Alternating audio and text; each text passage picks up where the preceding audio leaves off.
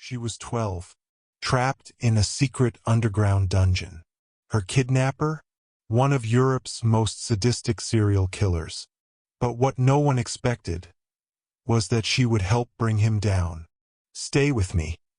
This is the chilling, true story of Sabine Dardenne and how her courage shattered a monster's empire. It's a quiet Tuesday morning in Belgium, May 28, 1996. 12-year-old Sabine Dardenne pedals her bicycle along her familiar route to school in Tournai, chatting voices of children filling the air. She doesn't notice the dirty white van following her, or the calculating eyes of the man behind the wheel. This ordinary morning will become the most terrifying day of her young life, beginning an 80-day journey into darkness that will shake an entire nation. But this isn't just a victim story.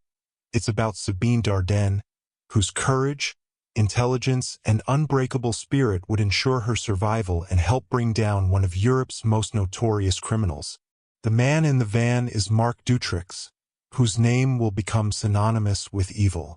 But Sabine's name will stand for resilience, courage, and the triumph of human spirit over darkness. Marc Dutroux was born November 6, 1956, in Ixelles, Belgium. From an early age, he showed disturbing patterns: manipulation, violence, and obsession with control. By his 20s, this escalated into serious criminal behavior, theft, fraud, and violent crimes. In 1989, Dutroux was convicted of 5 counts of child rape, receiving a 13-year sentence that should have kept him locked away until 2002. But in 1992, after serving only 3 years, he was released on parole for good behavior, one of the most catastrophic mistakes in Belgian criminal justice history. Dutroux returned to society not reformed, but as a predator who had learned to better hide his nature. He settled in Marcinelle, appearing to neighbors as just another resident rebuilding his life. They had no idea he was planning far worse crimes. He purchased a house at 128 Rue de Philippeville, transforming the basement into a dungeon. A soundproofed, windowless prison equipped with chains, shackles, and a concrete chamber designed specifically for holding children captive. His ex-wife Michelle Martin and accomplice Michel Lelivre knew and participated in these preparations. On June 24, 1995, 8-year-old best friends Julie Lejeune and Melissa Russo were walking home from a school swimming trip when Dutroux lured them to his van. He drove them to his house of horrors, where they were chained in the basement dungeon and repeatedly abused. In December 1995, Dutroux was arrested for car theft. While he served this brief sentence, Julie and Melissa remained chained in his basement. Michelle Martin had keys and instructions to feed them but chose not to. The 2 8-year-olds starved to death. When Dutroux returned and found them dead, he simply disposed of their bodies and planned new crimes. In August 1995, he had also kidnapped 17-year-old Anne Marchel and 19-year-old Yves Lambrex while they camped at Ostend. These teenagers were tortured, sexually abused, and murdered, their bodies buried on Dutroux's properties. By early 1996, Dutroux had murdered 4 young people but remained free.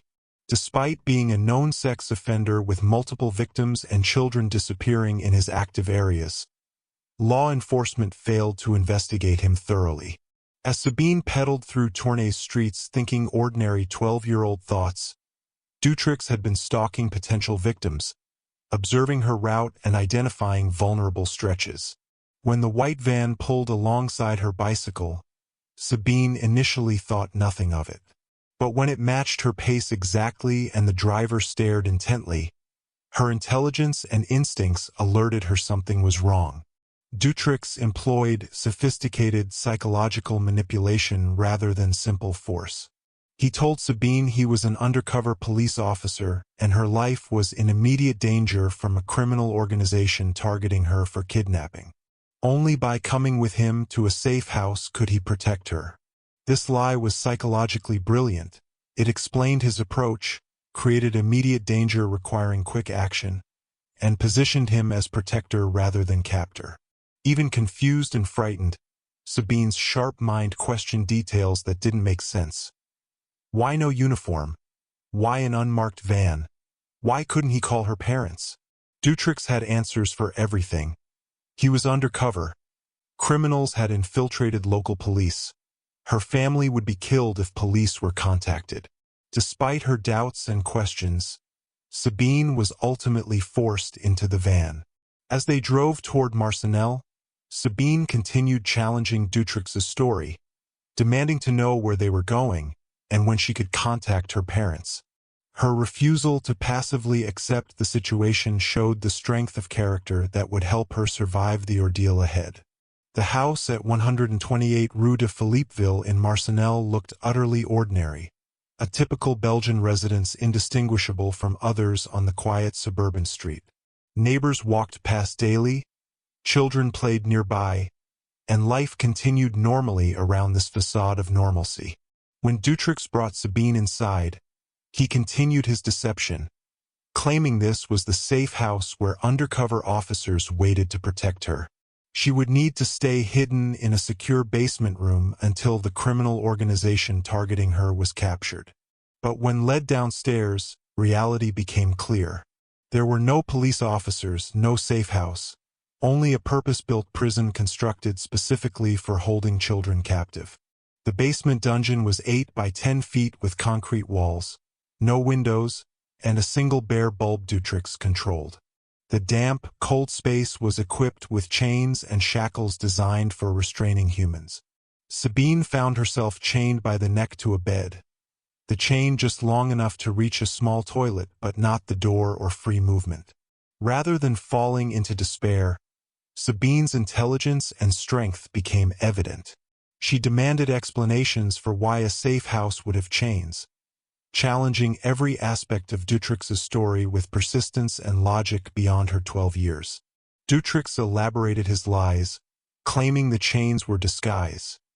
If criminals broke in, they'd think she was already captured.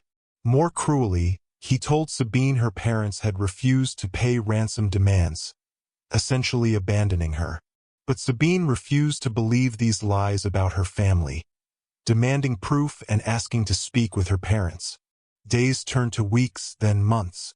Sabine remained chained in deliberate psychological and physical torture, fed irregularly, given minimal water, kept in near-constant darkness. Throughout repeated sexual abuse, her spirit remained unbroken. She continued questioning Dutrix's stories and maintaining her identity and hope of rescue.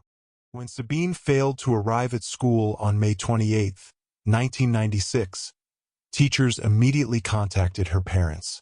Robert and Noelle Dardenne, ordinary working-class people who loved their daughter deeply, were panic-stricken. They contacted police and organized friends and neighbors to search.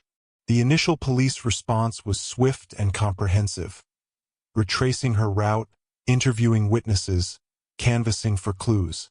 Despite extensive efforts, they found no trace of the 12-year-old girl. The investigation expanded to federal authorities and specialized child abduction units. Missing person posters appeared throughout Belgium and neighboring countries. Media coverage was extensive, and the entire nation followed the search. Unknown to investigators, they faced a predator who had studied police procedures and taken specific steps to avoid detection. Multiple opportunities arose when the investigation came close to discovering Sabine's location, only to fail at crucial moments. Police had identified Dutrix as a person of interest in several missing child cases, including Julie Lejeune and Melissa Rousseau's disappearances. His criminal history as a convicted child rapist made him an obvious suspect. On multiple occasions, officers visited Dutrix's house, walking through rooms and standing directly above the basement where Sabine was captive. They spoke with the man who had kidnapped her, yet failed to discover the hidden dungeon entrance. In one heartbreaking incident, officers searched the house while Sabine was chained below. She could hear footsteps and voices above, desperately trying to make noise and attract attention. But Dutrix's soundproofing was effective, and her cries went unheard by officers so close to rescuing her. These failures revealed systematic problems in Belgian law enforcement: poor coordination between agencies, inadequate training in child abduction cases, and failure to take repeat offenders seriously. As summer 1996 progressed, hope was fading. Child abduction statistics suggested that without recovery in the first few days, chances of finding victims alive diminished rapidly. Sabine's parents refused to give up but began preparing for the possibility they might never see their daughter alive again. They didn't know Sabine was still fighting for survival just miles away, her incredible strength and intelligence helping her endure an ordeal that would break many adults. They also didn't know their daughter's survival would soon play a crucial role in exposing one of Europe's most shocking criminal cases. On August 9, 1996, 14-year-old Letitia Delhez was walking home from a public swimming pool in Bertrix, a small town in southeastern Belgium. It was a warm summer evening, and Letitia was looking forward to getting home after a pleasant day with friends. Like Sabine Dardenne 2.5 months earlier, she had no idea that Marc Dutrix was watching her, preparing to strike again. But this time, Dutrix made a crucial mistake. Unlike his previous abductions, which had taken place in relatively isolated areas with few witnesses, Letitia's kidnapping occurred in a more populated area where several people saw what happened. Multiple witnesses observed a man forcing a teenage girl into a dirty white van, and they were able to provide police with detailed descriptions of both the vehicle and its license plates. Dutrix drove Letitia to the same house in Marcinelle, where Sabine had been imprisoned for more than 2 months. When he brought her down into the basement dungeon, Letitia found herself face to face with another victim she had not expected to see. Sabine Dardenne was still alive, still chained to the bed where she had been held captive for 73 days. For Sabine, the arrival of another victim was both heartbreaking and significant. It was heartbreaking because it meant that another innocent child was being subjected to the same horrors she had endured. But it was also significant because it finally disproved some of Dutrix's lies about her situation. When Dutrix brought Letitia into the basement, he tried to maintain his fiction about being an undercover police officer protecting Sabine from criminals. But Letitia's presence made this story impossible to sustain. If Dutrix was really a police officer, why was he kidnapping more children? If Sabine was being protected in a safe house, why was she chained up like a prisoner? If the goal was to keep her safe from a criminal organization, why was Dutrix himself committing obvious crimes? The psychological impact of having another victim present was complex for both girls. On one hand, they were no longer alone in their suffering, and they could provide each other with some measure of human connection and support. On the other hand, they were both witnesses to each other's abuse and degradation, adding another layer of trauma to their experience. Sabine, who had been Dutrix's prisoner for more than 2 months by this point, tried to help Letitia understand what was happening and how to survive. She shared what she had learned about their captor's behavior, his lies, and his methods of control. In effect, this 12-year-old girl became a mentor and protector for the 14-year-old who had just joined her in captivity. Meanwhile, the investigation into Letitia's disappearance was proceeding much more quickly than the search for Sabine had. The witness descriptions of the white van and its license plates gave police specific leads to follow, and they immediately began tracking down vehicles that matched this description. Within days of Letitia's abduction, investigators had identified Marc Dutrix as a suspect. His white van matched the witness descriptions, his location was consistent with the kidnapping site, and his criminal history as a convicted child rapist made him an obvious person of interest. This time, police were determined not to let him slip through their fingers. On August 13, 1996, just 4 days after Letitia's abduction, police arrested Marc Dutrix. They also arrested his accomplices, including his ex-wife Michelle Martin and Michel Lelivre. Unlike previous investigations, this time law enforcement officials were committed to conducting the most thorough search possible of all properties connected to Dutrix. For Sabine and Letitia, chained in the basement dungeon, the arrest of their captor initially meant nothing. They had no way of knowing what was happening in the outside world, and Dutrix had conditioned them to expect that any change in their situation would likely be for the worse. They had learned not to hope for rescue, because hope had been used as a weapon against them for so long. But unknown to them, the most comprehensive investigation in Belgian criminal history was about to begin, and this time, the investigators were determined to uncover every secret that Marc Dutrix had been hiding. On August 15, 1996, police officers arrived at 128 Rue de Philippeville in Marcinelle with search warrants, specialized equipment, and a determination to find answers that had eluded previous investigations. This time, they were not just conducting a routine search of a suspect's home. They were looking for evidence in what they now understood to be a complex criminal conspiracy involving multiple victims and years of systematic abuse. The officers who entered Dutrix's house that day knew they were looking for something significant, but even they were not prepared for what they would discover.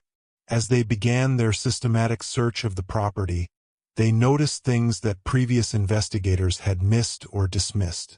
There were inconsistencies in the layout of the basement, areas where the construction seemed newer or different from the rest of the foundation. Using specialized tools and techniques, the investigators began probing the basement walls and floor. They were looking for hidden spaces, concealed entrances, or any indication that the visible basement was not the complete story. What they found would shock even experienced law enforcement professionals who thought they had seen everything. Behind a false wall in the basement, the officers discovered the entrance to Dutrix's secret dungeon. The hidden entrance was so cleverly constructed that it would have been nearly impossible to find without knowing exactly what to look for. When they broke through this concealed doorway, they found themselves looking into a purpose-built prison that revealed the true extent of Dutrix's planning and depravity. And there, in that underground chamber of horrors, they found Sabine Dardenne and Letitia Delhez. Both girls were chained by the neck to beds, severely malnourished, and bearing the physical and psychological scars of prolonged abuse and captivity. Sabine had been imprisoned for 80 days. Letitia had been held for 6 days. Both were alive, but their condition left no doubt about the cruelty they had endured. The moment of rescue was overwhelming for everyone involved.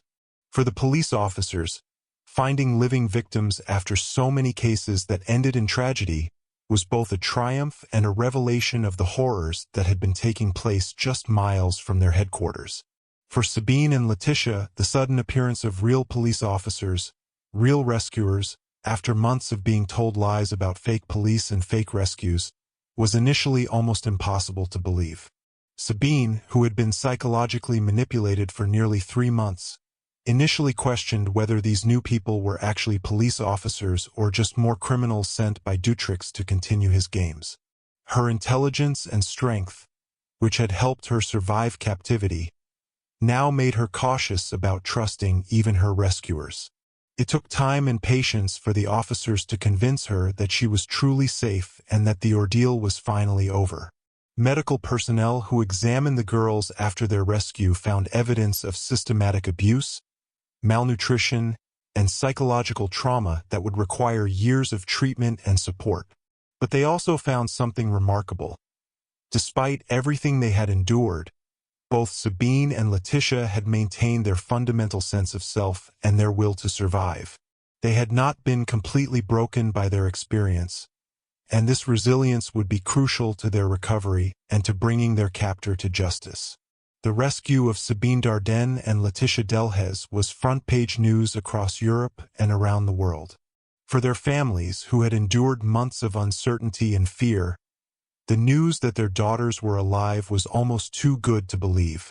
For Belgium as a nation, It was the beginning of a reckoning with one of the most shocking criminal cases in the country's history. The rescue of Sabine and Letitia was just the beginning of the investigation that would expose the full extent of Marc Dutrex's crimes and the systematic failures that had allowed him to operate for so long. As police continued their search of his properties, they made discoveries that horrified even the most experienced investigators. In the garden behind the house in Marcinelle, buried in makeshift graves, police found the bodies of Julie Lejeune and Melissa Russo, the 8-year-old best friends who had been kidnapped in June 1995. The condition of their remains told a story of prolonged suffering followed by death from starvation. These two little girls had died not because Dutrex killed them directly, but because his accomplices had deliberately allowed them to starve to death while he was briefly imprisoned on an unrelated charge. At another property connected to Dutrex, investigators found the bodies of Marcel and Yves Lambrex, the teenagers who had been kidnapped while camping in August 1995. These young women had been tortured and murdered, their lives cut short by a man who viewed them as nothing more than objects for his gratification. The investigation also revealed the full extent of Dutrex's criminal network. His ex-wife Michelle Martin had been a willing participant in his crimes, knowing about the imprisoned children and choosing not to help them. Michel Lelivre had assisted in kidnappings and other criminal activities. Michel Nihoul, a businessman with connections throughout Belgian society, was suspected of being involved in organizing and financing some of Dutrex's activities. But perhaps most shocking of all were the revelations about the missed opportunities to stop Dutrex before he could claim so many victims. The investigation revealed that police had been to his house multiple times during the period when children were being held captive there. They had spoken with Dutrex, they had searched parts of his property, and they had identified him as a suspect in missing child cases. Yet somehow, they had failed to discover the basement dungeon or to recognize the significance of the evidence that was in front of them. In one particularly damning revelation, it emerged that police officers had actually been inside Dutrex's house while Julie and Melissa were still alive in the basement below. The girls had heard the officers' voices and had tried desperately to make noise to attract attention. But the soundproofing that Dutrex had installed was effective, and their cries for help went unheard. If the search had been more thorough, if the officers had been more suspicious, if they had looked more carefully, 2 8-year-old girls might still be alive. These revelations sparked outrage throughout Belgium and beyond. How could such systematic failures have occurred? How could a known child rapist have been allowed to operate with such apparent impunity? How could multiple missing child investigations have failed to uncover crimes that were taking place virtually in plain sight? The Belgian public's response to the Dutrex revelations was unprecedented. Citizens were outraged not just by the crimes, but by the systematic failures that allowed them to continue. On October 20, 1996, approximately 300,000 people participated in the White March in Brussels, representing 3% of Belgium's population. Dressed in white, they marched silently demanding justice and reform. The march united Belgium's typically divided French and Dutch-speaking populations in shared horror and demand for accountability. A parliamentary commission investigated the failures, revealing damning evidence: communication breakdowns between agencies, inadequate training, bureaucratic obstacles, and failure to take repeat offenders seriously. The early release system that freed Dutrex after only 3 years of a 13-year sentence was identified as a critical failure. Despite being only 12 when kidnapped, Sabine provided crucial testimony with remarkable clarity. She detailed Dutrex's psychological manipulation, his lies about being an undercover officer, claims her parents abandoned her, and his combination of false promises and threats. Her testimony revealed Dutrex as a sophisticated psychological manipulator who studied how to break victims' resistance. Beyond testifying, Sabine chose to speak publicly about her experience, helping other survivors find their voices. In 2004, She published I Choose to Live, originally Javis 12 Anis, J. Pre Mon Velo ETJE Sui Party Ielical. I was 12. I took my bike and went to school. The book detailed her 80 days of captivity and her journey of recovery, showing how someone can endure unimaginable trauma and still rebuild their life. Dutrix's trial began in March 2004, 8 years after his arrest. Held in a specially constructed courtroom in Arlon with unprecedented security and international media attention. Dutrix maintained innocence of the most serious charges, claiming he was part of a larger criminal organization involving powerful Belgians. These conspiracy claims were his final manipulation attempt, but investigators found no credible evidence. The prosecution presented overwhelming evidence: physical proof, survivor testimony, and forensic analysis. Sabine, now 20, faced her captor and calmly described her ordeal. Letitia Delhez also testified about her 6 days in captivity. The victims' families shared their devastating grief and loss. On June 22, 2004, the unanimous jury verdict found Dutrix guilty on all major charges. He received life imprisonment without parole, Belgium's harshest sentence.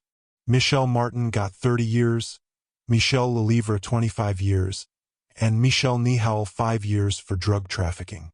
The case led to significant reforms: new protocols for missing child cases, improved interagency communication, reformed early release systems, increased victim support funding, and specialized child crime units. Internationally, it became a reference point for criminal justice reform and child protection. The case fundamentally changed Belgium's view of its institutions and sparked broader conversations about child protection. Public trust in law enforcement required years to rebuild through substantial reforms. The investigative failures became a European case study, leading to revised procedures, improved training, and better coordination. The psychological impact was profound. Parents became more protective, communities more vigilant, and there was a general loss of innocence about safety. For child protection advocates, the case became a rallying point for improved policies, increased funding, and better training. Sabine's courage in speaking publicly helped change attitudes about supporting abuse survivors. Sabine continued inspiring survivors worldwide through her book, I Choose to Live, translated into multiple languages.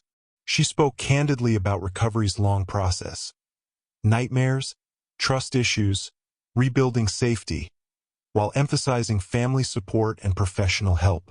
Rather than just surviving, she found meaning in her experience, working with survivor organizations and speaking at conferences. She balanced public advocacy with maintaining privacy and building a normal life through education, career, and relationships. Her insights into predator manipulation tactics informed training programs for professionals working with children.